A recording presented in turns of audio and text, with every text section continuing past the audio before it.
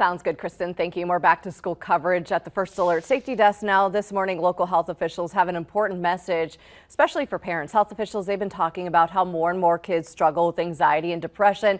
A message today from Door County Public Health. It's valuable for all of our kids, how to support them as they go back to school. There are 6 key points. One is giving them the space to learn and make mistakes. Experts say to learn, to let them take charge, I should say, of their own needs, but be there to support them too. Number 2 is don't ambush them with questions about school. Health officials say if this happens as soon as they get out of school, it might make them feel pressured or rattled.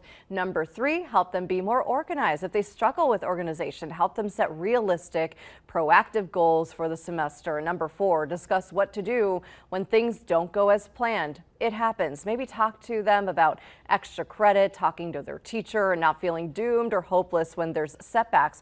A couple more here. Number 5 is understanding challenges that affect every child's learning, because every child is unique and some kids may need more help in certain areas. Talk to your child openly about this. And lastly, help boost their morale. Academics, we know it's so important, but experts say just to remember it's important to explore other interests. Encouraging your child to participate in extracurricular activities really helps boost their confidence. And when we're talking about mental health, that is very important. By the way, here's a look at other schools starting classes this week. Oshkosh Lourdes Academy and St. Mary's Catholic Schools in Fox Crossing heading back tomorrow, and students in De Pere, Ashwaubenon, and Appleton Xavier Catholic Schools returning to school on Wednesday.